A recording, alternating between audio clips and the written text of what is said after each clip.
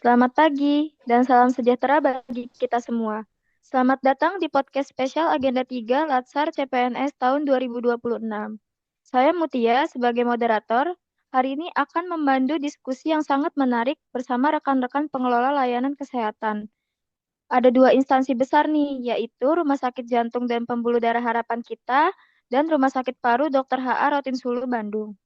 Tema besar kita hari ini adalah good practice versus bad practice dalam mewujudkan smart governance di lingkungan pelayanan rumah sakit vertikal. Kita akan membedah nih bagaimana transformasi digital dan manajemen ASN menjadi kunci pelayanan pasien jantung dan paru yang unggul di Indonesia.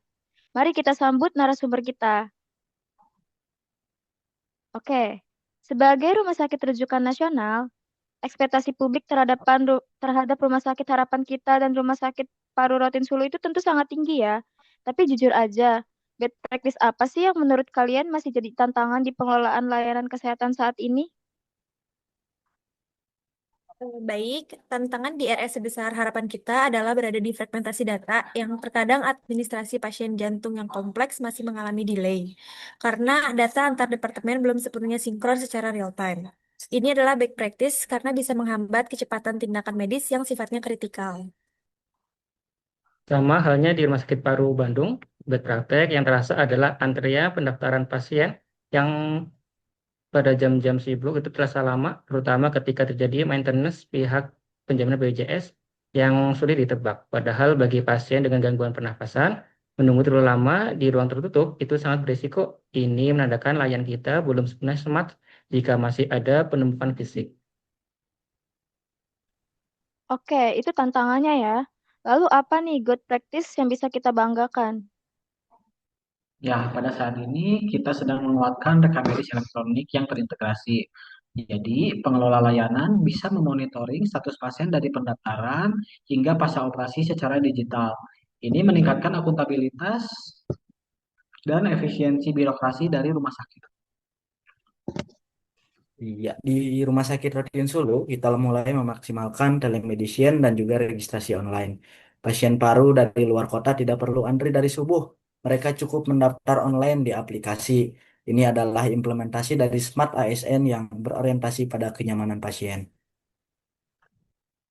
Wah, menarik sekali ya. Tapi dari sisi manajemen ASN ini, bagaimana kita memastikan layanan kita tetap berkualitas nih? Tentunya kita harus menerapkan sistem merit ya. Pengelola layanan yang mahir dan punya integritas tinggi harus diberikan ruang untuk berkembang. Kinerja kita diukur lewat kepuasan pasien, bukan hanya sekedar absen, lalu masuk, lalu pulang. Gitu. Betul, kuncinya adalah literasi digital sekaligus Smart ASN. Kita di rumah sakit vertikal wajib cakap untuk menggunakan sistem informasi rumah sakit atau SIM-RS terbaru agar tidak ada hambatan teknis saat melayani pasien. Oke, next segmen adalah flash talk. Respon cepat, sesi cepat. Saya akan memberikan pertanyaan dan kalian jawab dalam satu kalimat pendek. Jika pasien komplain karena sistem pendaftaran error, harus bagaimana? Segera ambil alih dengan layanan manual yang ramah sambil koordinasi cepat dengan tim IT. Jika data rekam medis fisik terselip, Momentum terbaik untuk segera mempercepat migrasi ke RME sepenuhnya. jika rekan kerja yang enggan belajar sistem digital baru, Bantu bimbing secara personal, karena transformasi rumah sakit adalah kerja tim, bukan kerja individu. wah luar biasa sekali ya. Jadi kesimpulannya, baik di Rumah Sakit Jantung Harapan Kita maupun di Rumah Sakit Rotinsulu, smart governance-nya adalah tentang memanusiakan pasien melalui teknologi dan manajemen kerja yang transparan. Baik, terima kasih rekan-rekan pengelola layanan kesehatan atas diskusinya. Saya Mutia beserta kelompok 3 sub 4 pamit undur diri. Mari kita wujudkan layanan kesehatan Indonesia yang lebih cerdas dan berintegritas. Salam berakhlak, bangga melayani bangsa. Terima kasih.